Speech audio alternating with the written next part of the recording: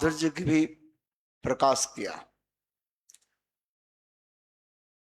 शांत दास सख वात्सल और माधुर्य प्रेम की ओर चल रहे हैं, बढ़ रहे हैं और बहुत सुंदर विषय जो है चल रहे हैं।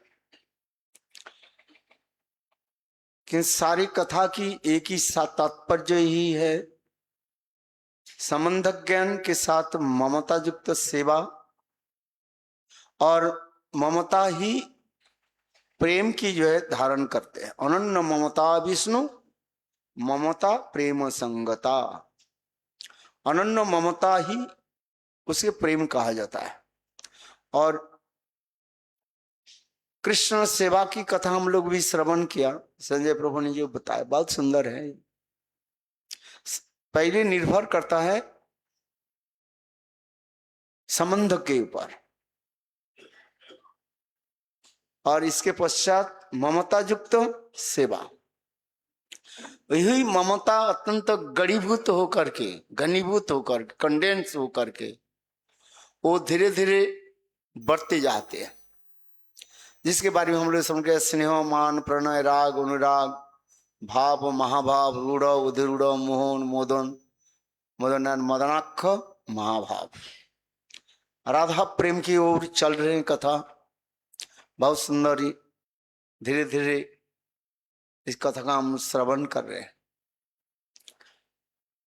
जीव गठन के समय जीव के हृदय में जो पोटेंशियल के रूप में जो तत्व है, साधु संग में वो केवल विकसित होता है, इतना ही तक है।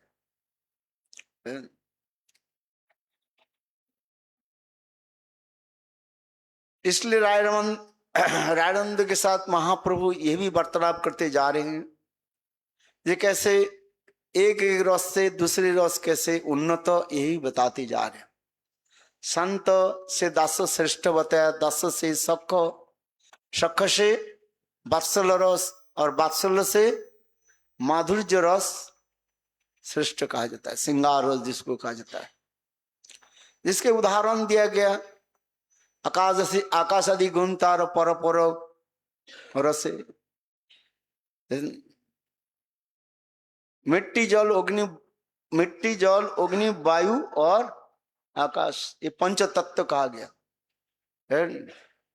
किंतु देखो एक एक वस्तु में एक एक वस्तु अधिक रूप में दिखाई पड़ता रहता है। ठीक उसी प्रकार शांत में कहा जाता है क्या है, निष्ठा, शांति निष्ठा, किंतु ममता गंधहीन, सेवा नहीं रहता उसमें। दास्य में निष्ठा और सेवा रहता है, सख में निष्ठा सेवा और सख भाव रहता है, वात्सल्य रस में और एक वात्सल्य रस अधिक हो जाता है, अर्थात निष्ठा और सेवा वृत्ति और सख भाव और वात्सल्य भाव आ जाता है, एक एक करके बढ़ते जाते हैं। माधुर्य रस में निष्ठा परिपूर्ण रूप में और सेवा वृत्ति संपूर्ण रूप में, और सख भाव और वात्सल्य भाव, और अंत में अपने जो माधुर्य भाव, निज अंग दिया करे कृष्ण सेवन। ये बहुत गंभीर विषय है। सर्वांग दिया करे कृष्ण सेवन, ये केवल माधुर्य भाव में प्रकाशित होता है। इसलिए कहते हैं इसके कथा लोग समझ संसार के लोग समझ नहीं पाएंगे। जो अनेकों दिन तक भजन करते जा रहे हैं, साधु संग में बैठे हुए हैं, वो समझ पाएंगे। जैसे अभी भी संजय प्रभु कर रहे हैं, जो नया लोग आए हैं, इस जो नए नए भक्त आए हैं, उनके सुन करके बोले ये क्या बात बता रहे हैं महाराज, सन्यासी लोग और ये सब क्या क्या बात बताते जा रहे हैं। किंतु भजन करते करते करते, साधु संग में श्रवण करते करते, तब धीरे धीरे आगे बढ़े। जो कोई श्रवण नहीं किया वो क्या समझ पाएंगे, कुछ नहीं पाएंगे। इसलिए मेरे गुरुदेव गीत गोविंद के एक ही श्लोक उन्होंने बोलते थे, यदि हरि स्मरणे सरसंग मनो यदि विलास कलास कुतूहलम मधुर कोमल कंत पदावलिंग श्रृणु तदा जय देव सरस्वती। मेरे गुरुदेव से सूक्ष्म रूप में ही सब कुछ बोल देते थे। यदि हरि स्मरणे सरसंग मनो, यदि हरि भजन करने के तुम्हारे सरस रस के साथ हरि भजन करना है, यदि हरि स्मरणे सरसंग मनो, यदि विलास कला से कुतूहलम अर्थात राधा गोविंद के विलास कला में किसके यदि थोड़ा क्यूरियोसिटी हो, विलास कला कुतूहलम, यहां पर क्या बोला? कुतूहलम माने कौतूहल माने जानने की इच्छा हो तो क्या करे? मधुर कोमल कंतर जयदेव गोस्वामी पाद के जो मधुर सुंदर जो रसमय जो ग्रंथ जो है राधा गोविंद की जो प्राकृत विलास, उस कथा को शुणु तदा जयदेव सरस्वती, उसके श्रवण करना पड़ेगा। एक क्लास में थोड़ी एक रहेंगे क्या, धीरे धीरे क्या करना पड़ेगा? एक क्लास से दो क्लास, दो क्लास चार, 6 से 6, 6 से 8, फिर 8 से 10 जाना पड़ेगा कि नहीं पड़ेगा? है ना, एक ही क्लास में केवल रहेंगे। जो एक क्लास में आए हैं ठीक है, उसके लिए कह दो बाचो बेगम मनुष्य क्रोधो बेगम है। जो फिर आगे अगले साल जब आएंगे उसके बोलो उत्साह निश्चय धैर्य, फिर जब आगे अगले साल ऐसे उपदेश अमृत में धीरे धीरे कहां पहुंचाएंगे आपको? अरे जोर से तो बोलो, है पूरा राधा कुंड में पहुंचा देंगे। एक दिन में राधा कुंड में नहीं जाएंगे आप, है? राधा कुंड में पहुंचने के लिए स्टेप बाय स्टेप होने चाहिए, दौड़ करके नहीं जाओगे आप। इसलिए उपदेशामृत में धीरे धीरे धीरे धीरे स्टेप बाय स्टेप दिखा दिया। राधा जी के सर्वोत्तम भाव जहां पर प्रकाशित हुआ है। मेरे कहने की तात्पर्य है, जो लोग अनेकों दिनों तक गुरु सेवा आदि करते जा रहे हैं, भजन आदि करते जा रहे हैं, 20-50 साल तक भजन आदि कर रहे हैं, यदि इस कथा में यदि उसकी रुचि नहीं हुई तो उनके भजन फजन कुछ नहीं हुआ है? अरे भाई इतने साल तो हर साल परिक्रमा में आ रहे हैं, क्या किया? परिक्रमा में आए, कथा तो सुनना चाहिए ना, धीरे धीरे धीरे उत्साह होनी चाहिए। जहां पिछले साल मैंने क्या सुना था, इस साल क्या सुना, इसके आगे हम कैसे सुनने की इच्छा है, उत्साह होनी चाहिए कि नहीं? अरे हाँ तो बोलो कम से कम, हाँ जी जोर से बोलो, हाँ भाई इसको वायरल होना चाहिए कि नहीं है? प्रकाश हो, हाँ यहाँ गौड़ी मठ में कुछ हो रहा है, हमारे संजय प्रभु, रामचंद्र प्रभु जी और संत महाराज, परमहंस महाराज, सिद्धांति महाराज और हमारे श्रीधर महाराज, श्री पद्मनाभ महाराज, अच्छे से बात सुना है कि नहीं सुना है? अरे हाँ जी तो बोलो तो ना, एक बार कहीं सुन लिया बात, जीवे स्वरूप है कृष्ण नित्य दास, घर चल जाओ बस। है भाई धीरे धीरे धीरे धीरे अपने उत्साह के बढ़ाइए, कथा को। ठीक उसी प्रकार देखो इस चैतन्य चैतामृत में यही सुनाते जा रहे हैं और महापुरुषों ने उत्कंठा भी प्रकाश करें, राधा प्रेम की सर्वोत्तमता जो है उसके श्रवण करें। इतने समय जब हमारे संजय प्रभु ने सुंदर रूप में बता दिया, सारे सार को बता दिया और कुछ बाकी ही नहीं रहा है। अच्छा कुछ बाकी रहा आप बताओ? नहीं कुछ बाकी नहीं रहा है। स्वयं चैतन्य महाप्रभु अपने स्वरूप के रसराज महाभाव स्वरूप, हासी प्रभु तारे दिखाई लो रसराज महाभाव स्वरूप, देखी राय रमंदो हो मूर्छित। स्वयं चैतन्य महाप्रभु अपने जो रूप के दर्शन कराया और किसी के दर्शन नहीं करा, जिसको कहते हैं रसराज महाभाव स्वरूप, जिसको दर्शन करके राय रमंद मूर्छित हो गए। फिर चैतन्य महाप्रभु अपने दिव्य दृष्टि देकर के स्पर्श आदि करके उनको चेतन कराया और फिर चैतन्य महाप्रभु उनको भी बोले, देखो जो मेरे स्वरूप के दर्शन किया रसराज महाभाव स्वरूप। ये किसी को बोलना नहीं, जब तक मैं प्रकट रहूं, मेरे प्रकट लीला में किसी को बोलना मत, और ये देखो ये भाव जो रसराज महाभाव स्वरूप है क्या चीज। और ऐसे में रायरमंद क्यों मूर्छित क्यों हो गया, जैसे अभी अभी हम लोग श्रवण कर रहे थे। रायरमंद कौन है? विशाखा देवी, विशाखा देवी है कि नहीं है? विशाखा देवी कृष्ण लीला में विशाखा देवी है, उन्होंने भी सब जानते हैं ये सब लीला, कृष्ण के बारे में जानते हैं, राधा जी के बारे में जानते हैं। तो कौन सा ऐसे वस्तु दर्शन किया जिससे दर्शन करके रायरमंद मूर्छित हो गए? आप बताओ, ये भी तो प्रश्न होता है कि नहीं?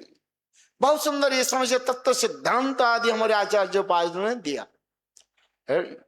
जे रायरमंद क्यों मूर्छित हो गए? हंसी प्रभु प्रभु तारे दिखाई लो और रसराज महाभाव स्वरूप कृष्ण के कहा जाता है रसराज। रसो रसो वैसे जेवा लब्धा नंदिर भवती, कृष्ण के क्या कहते हैं? रस स्वरूप है। उपनिषद में कहते हैं रसो रसो वैसा, संग रस स्वरूप है।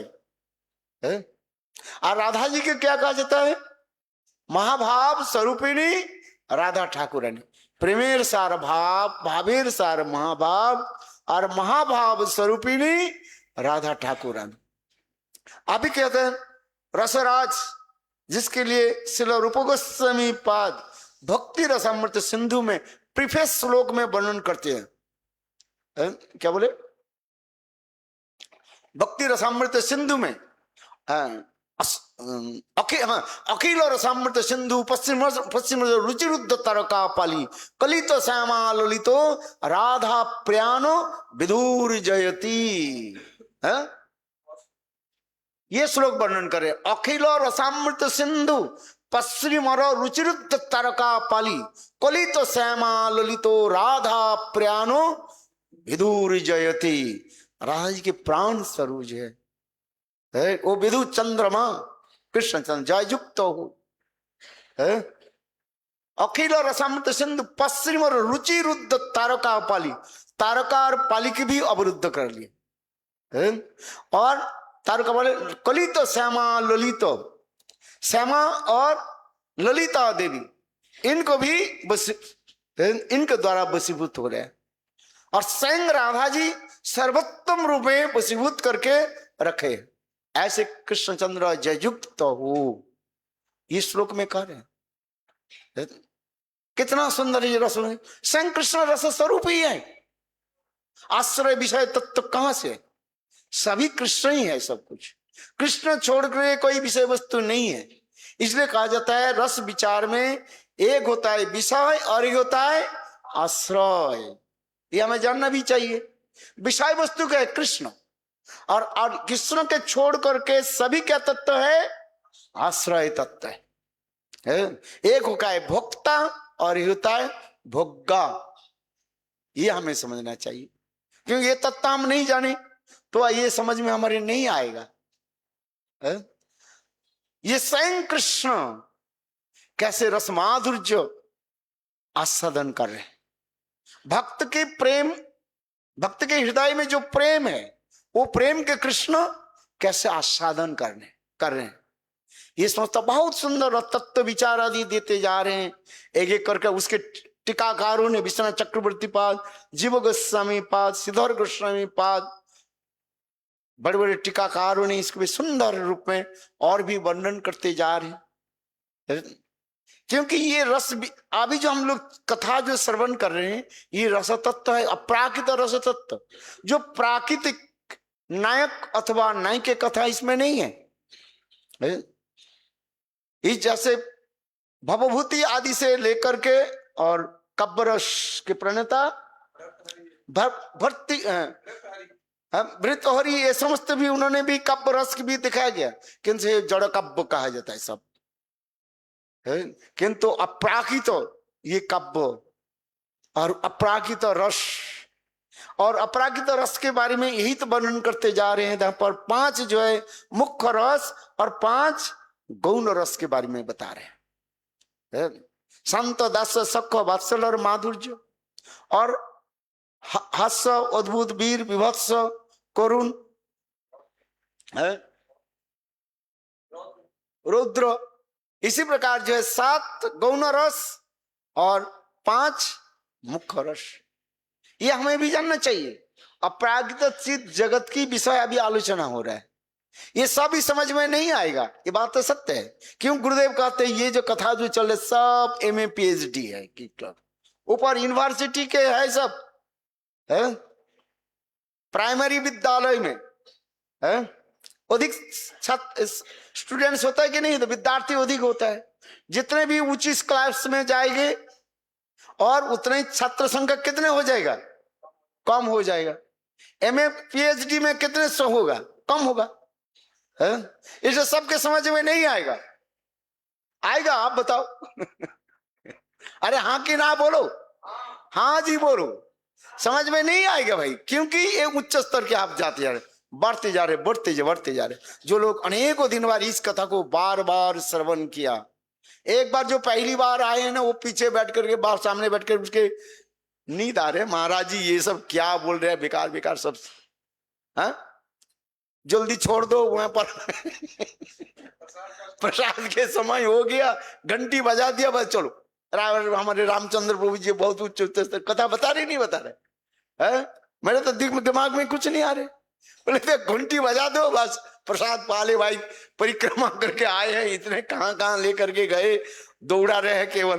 तो एक तो 3:30 बजे प्रसाद दिया ना, 3:30 बजे, फिर कहाँ गुरु गोविंद कहाँ कहाँ लेकर के घुमा रहे सारा दिन घुमा घुमा करके लेकर गया, फिर अब रात्रि काल में अभी देखे 9 बज गया है, और फिर वह महाराज के फिर लास्ट में दे दिया, वो तो और क्या क्या बोलते जा रहे छोड़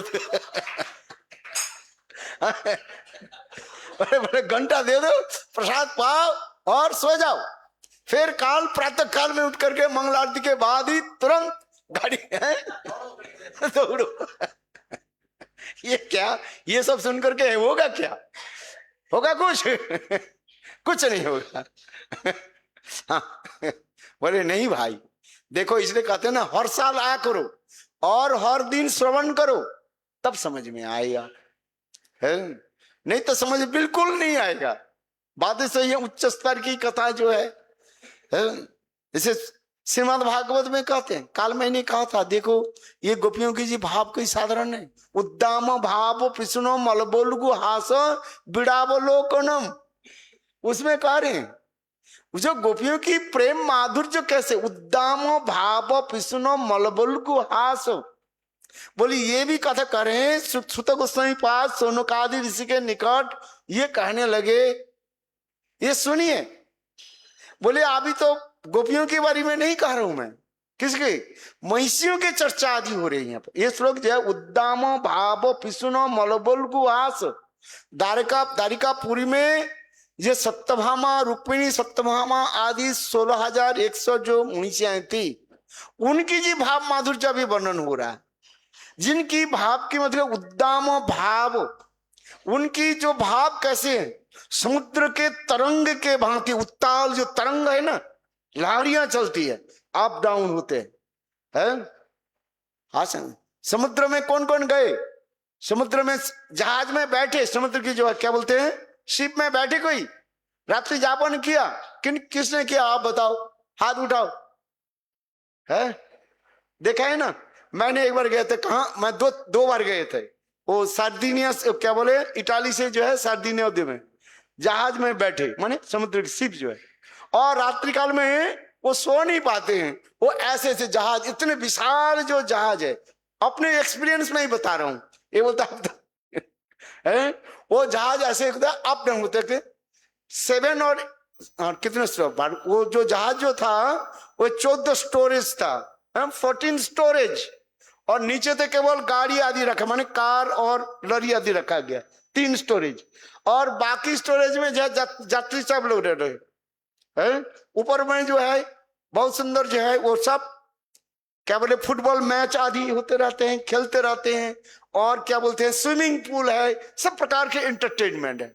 और हम लोग जो जहां पर जो थे, हमारे याद है हम लोग थे 12 स्टोरेज में थे, 12 स्टोरेज, और उसमें कैबिन भी है उसमें सब प्रकार की व्यवस्था है, रसोई बनाने की व्यवस्था भी है, सोने की व्यवस्था है। सोते कैसे, बोले वो बेल्ट बांध करके, जैसे हवाई जहाज में बैठते ना बेल्ट बांध करके, सोने के साथ बेल्ट मैंने बेल्ट के खोल दिया और रात्रि काल में वो जहाज ऐसे उड़े ना, ऐसे होते जा रहे, और मैं धड़ास करके नीचे गिर गया। मुझे याद होता है। तात्पर्य समुद्र के इतने बड़े बड़े तरंग जो है, लहरियां जो है, इतने विशाल विशाल जहाज के जो है ऐसे अप डाउन कराते रहते। हम आप लोग के इसलिए सुना रहा हूं, इसलिए श्लोक में भी आ रहे, उद्दाम भाव पिसुनो मलबल हास, वो समस्त महिषियों के जो ऐसे ऐसे उद्दाम भाव की माधुर्य मुझे, जिसको देखने के लिए स्वयं जो है कामदेव एक बार द्वारकापुरी में पहुंच गए थे, और वो समस्त महिषियों की भाव माधुर्य देख करके स्वयं कामदेव वहीं पर मूर्छित हो गए। भागवत में वर्णन है, स्वयं मूर्छित हो गए। देखो हम जो कथा जिसने बड़े, और उससे सैकड़ों गुना भाव माधुर्य किसमें है? बोले ब्रज गोपियों में। जो हम लोग ब्रज गोपियों में भाव माधुर्य, वो है भाव माधुर्य क्या है? हम लोग तो इसमें पढ़ते हैं, मदद मदादि जौबने प्रमदमान मंडिते प्रियानुराग रंजिते कला विलास पंडिते अनन्न धन्न कुंज राज्य काम केलि कोविदे कदा करी सस्यमं कृपा कटाक्ष भाजनम। मदद मदादि जौबने प्रमदमान मंडिते प्रियानुराग रंजिते कला विलास पंडिते। संग राधा जी की ऐसे सुंदर महिमा, राधा कृपा कटाक्ष में वर्णन होते जा रहे, ये कोई साधारण नहीं है। मदद मदादि जौबने, संग राधा जी अपने जौबन तक ऐसे सुंदर जो माधुर्य यदि प्रकाश करते हैं, कृष्ण के तरफ कभी तिरछे नजर से देखते हैं, भ्रू कटाक्ष आदि करते हैं, जिसके लिए तो प्रबोधानंद सरस्वती पाद लिख रहे हैं, क्या बोले, जस कटाक्ष ने पहले जो लाइन है, अरे राधा कर कृपा कर, क्या बोले, राधा रस सुधानी जी करे, जिनकी कटाक्ष के द्वारा स्वयं कृष्ण जो है मूर्छित हो जाता है।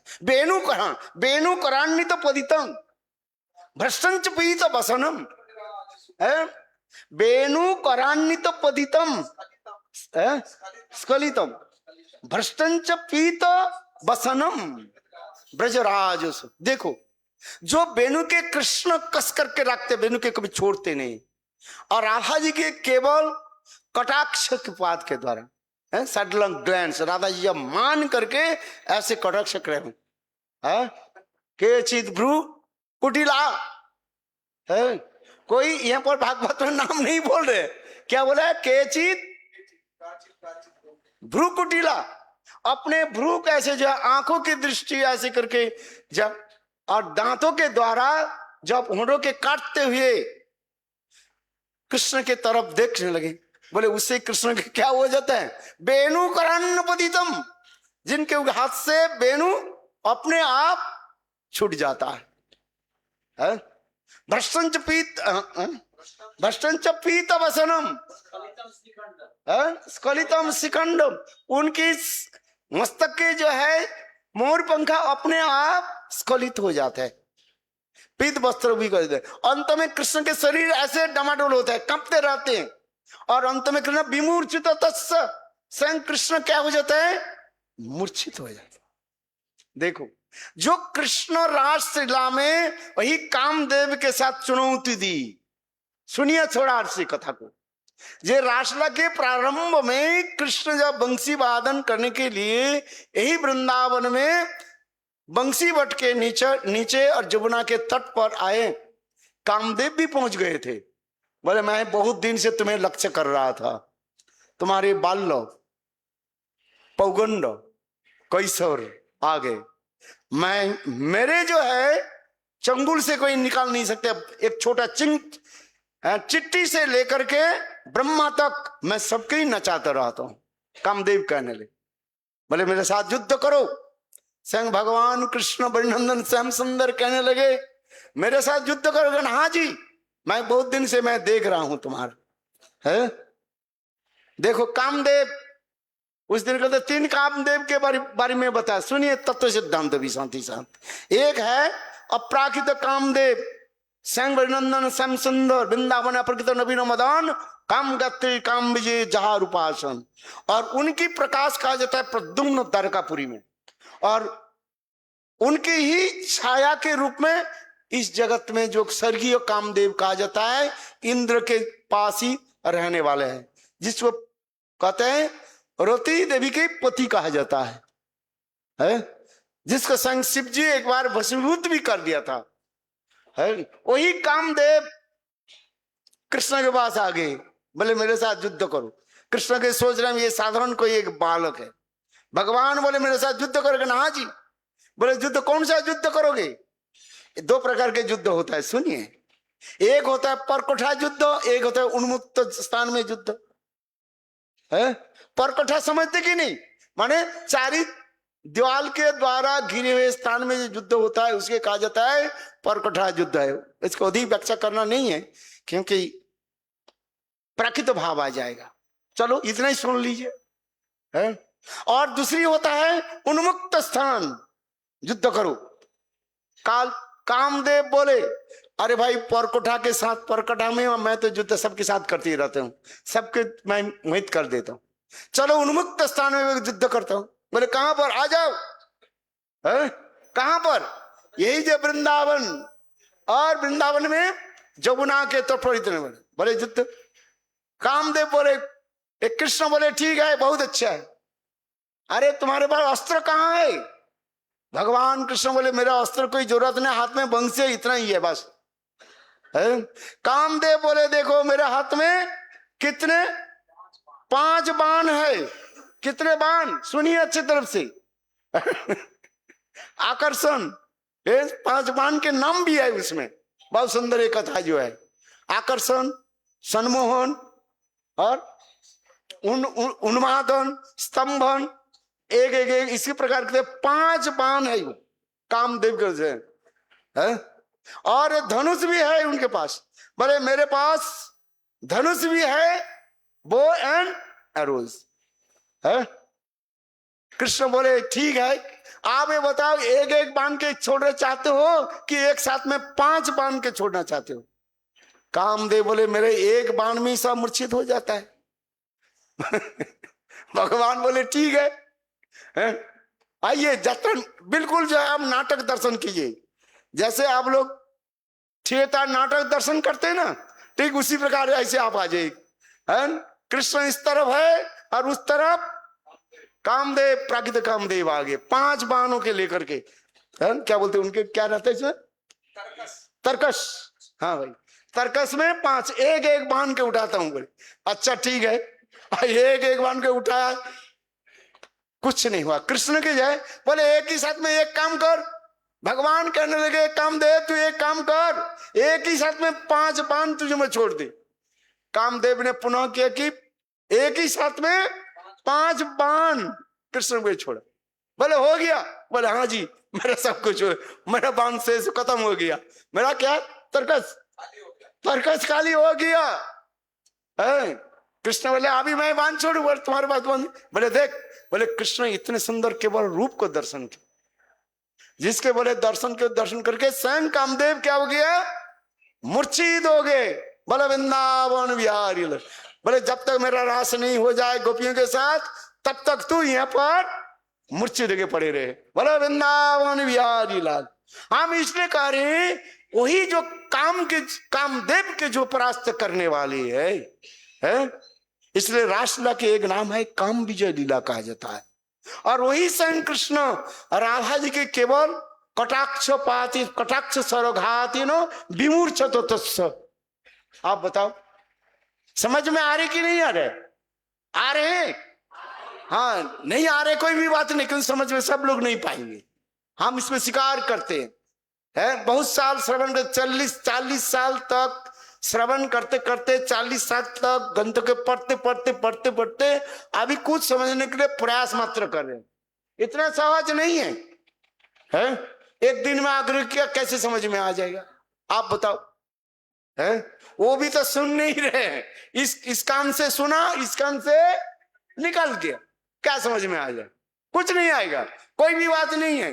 मरने वाले व्यक्ति को उसका घी पिलाओ। परम गुरु महाराज कहते थे कोई मरने वाले व्यक्ति है जिसको पानी तक हजम नहीं होता है, उसे क्या खिलाओ? घी पिलाओ। अब बोले मर जाएगा, मरने दो, अब देखो उसमें भी बच जाए, घी अंदर में जा करके नाली में जो है पुष्टि हो जाए, बच जाए। कोई भी बात नहीं, उसमें दो चार तो बात समझ में आएगा, इसमें कोई समझने वाली व्यक्ति है? हम नहीं करे, सब ही नहीं समझ, सबके समझ में नहीं आएगा। कुछ व्यक्ति की भी समझ में, जो लोग ने शास्त्र अध्ययन किया, जो लोग ने गुरु वैष्णव के मुखारबिंद से अनेक समय तक श्रवण किया, शास्त्र अध्ययन किया, अथवा जिसके पूर्वजन्म की संस्कार है, ये भी बहुत बड़ी बात है? केवल यही कहा दो जो अभी नवीन आए हैं, नया आए हैं, ये भी बात नहीं है। पूर्व जन्म के जिसके संस्कार है, अनेकों जन्म तो भजन करके आ रहे हैं, देख रहे तो इस जन्म में आ गया, किंतु ना जाने कितने कितने जन्म भजन करके आ रहे हैं। हाँ, टाइम हो गया। बोले जो इसी के कह रहे हैं, बोले ये सब समझ में आएगा धीरे धीरे धीरे धीरे, इसलिए श्रवण करना पड़ेगा। इसी के कहा जाता है संस्कार, कहा जाता है। गुरु वैष्णव क्या देते हैं तुम्हें? संस्कार देते हैं। इसलिए बार बार श्रवण करते करते श्रद्धा से आप श्रवण करो। सुकृति के द्वारा प्राप्ति नहीं होगा। सुकृति के द्वारा क्या होता है? साधु संग होगा, वो विधि मार्ग और ज्यादा से ज्यादा वैकुंठ पहुंचा देंगे।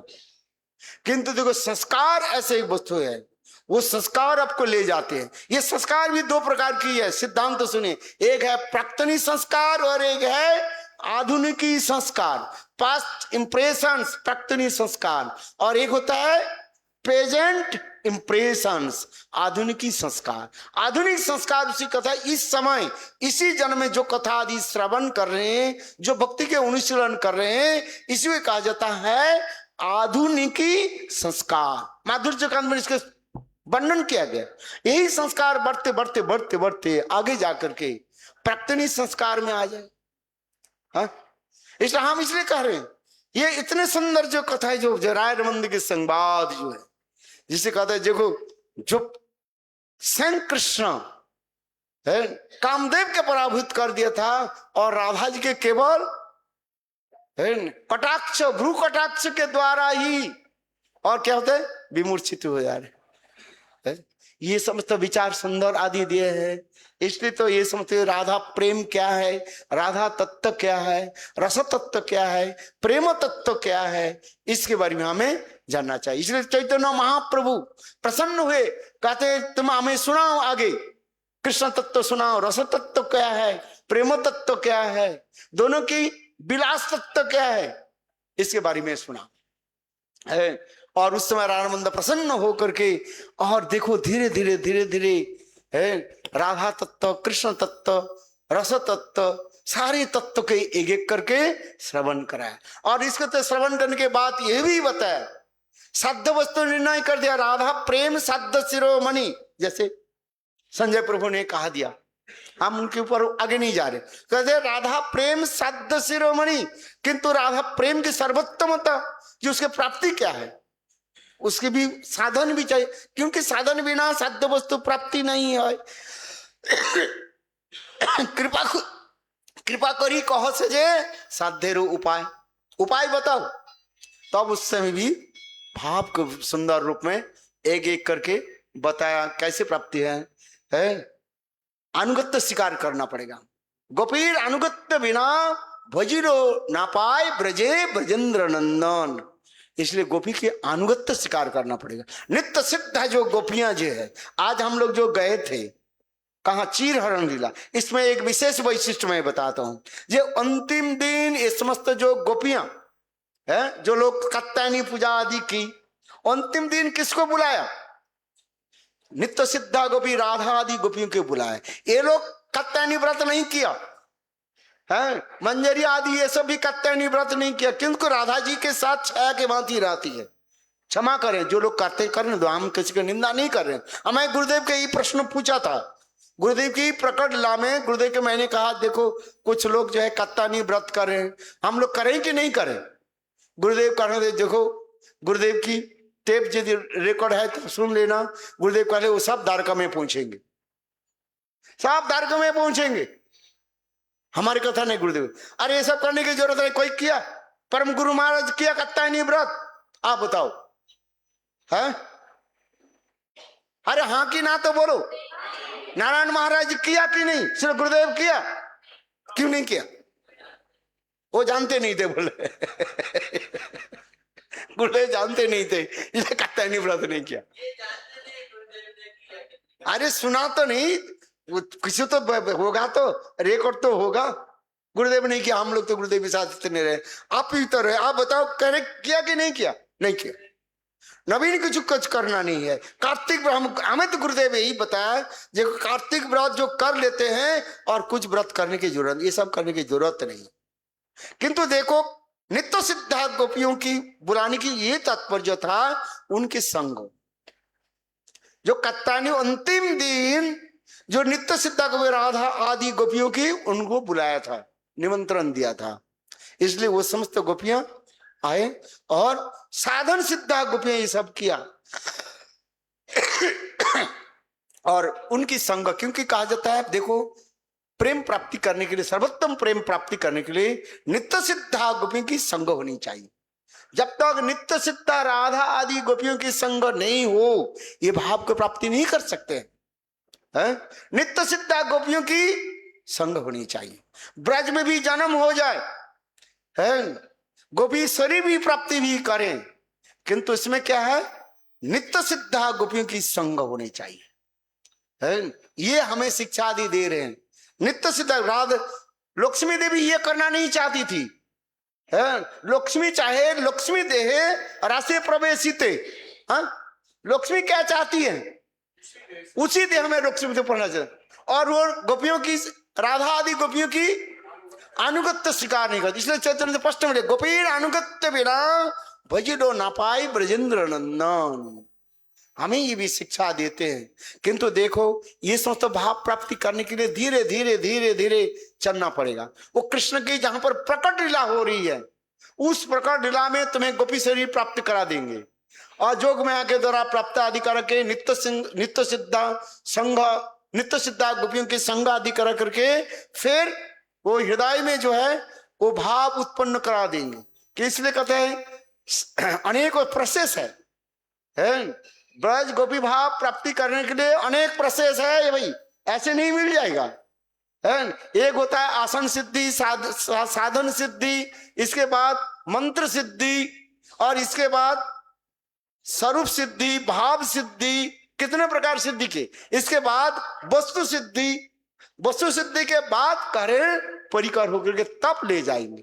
अर्थात जब जिस ब्रह्मांड में कृष्ण के लीला चल रही है उस ब्रह्मांड में है आपको जन्म दे देंगे, गोपी शरीर आदि दे करके नित्य सिद्ध आदि के संग आदि कराएंगे, करा करके वेदोक्त में सारे शिक्षा आदि प्रदान कराएंगे है। इसलिए हमारे भक्ति में ठाकुर वर्णन करते हैं पल्लदासी करी ललिता सुंदरी, हमारे लोहिया कवे श्री राधिका पदे काले मिलाइबे, आगा सेवा समर्पिबे, आगा सेवा समर्पिबे, हमारे लोहिया कवे। एक एक सखी क्या करेंगे, सारे विद्या के जो है शिक्षा देगी, कैसे संगीत सीखना है, कैसे बोलना है, कैसे चलना है, कैसे वार्तालाप करना है, 5 प्रकार की विद्या शिक्षा देगी। वहीं पर हमारे रूप गोस्वामी पाद भक्ति रसामृत सिंधु में वर्णन कर रहे हैं, कर्ण कर्णिका रंग विजय द्वितीय स्तुति प्रक्रिया, पति वंचना चातुर्यम, ये समस्त शिक्षा आदि दिया जाएगा है। पति देव को कैसे वंचना करना है ये भी आपको शिक्षा देगी। ऐसे जड़ जगत में नहीं है जो पति घर में नहीं है और थैला लेकर के चल पड़े ऐसे नहीं होता उल्टा सीधा मत समझो। और कर्ण कर्णिका राम, कान में कैसे कैसे बोलना है, कर्ण कर्णिका राम विजय द्वितीय स्तुति प्रक्रिया, किस प्रकार जो है द्वितीयों की किस प्रकार काम करना है, ये समस्त सारे शिक्षा आदि दिया जाएगा है। बहुत इसमें है, 5 प्रकार की शिक्षा दी जाएगी। हम नहीं करें, पढ़िए भक्ति रसामृत सिंधु में श्लोक है कि नहीं है? देखो ये सब प्रकट लीला में, कृष्ण के प्रकट लीला में ये समस्त शिक्षा दी है। 5 प्रकार के विद्यालय में गौरी गण पठते, वो भी छोटे छोटे बालिका जो है 7 से लेकर के 9 साल तक, वो बुढ़ा बुढ़ी नहीं चलेगा काम, मोटी पतली नहीं चलेगा। ज्यादा मोटी जो है उसको क्या करेंगे, रिजेक्ट कर देंगे। जैसे सेना विभाग में होता है, ज्यादा मोटा है तो उसको कर, ये कम नहीं है, और ज्यादा और क्या होता है, चिकना है उसका भी नहीं हो, उसका भी हाइट होता है, सब कुछ होता है। बोले उधार भी सब कुछ नाप जाप करके सब कुछ होगा भाई, ये मैं नहीं कह रहा हूं, पढ़िए अच्छी तरफ से आपको देखभाल करेंगे सब, और ट्रेनिंग भी दिया जाएगा। ट्रेनिंग में पास हो जाए तब ले जाएंगे, तब शुद्धि करके परिकर बलि गनी चैतन्य चैतामृत करे। वंशा करो कृपा सिंधु पतितानं पावने पो वैष्णवे भो, भला वृंदावन बिहारी।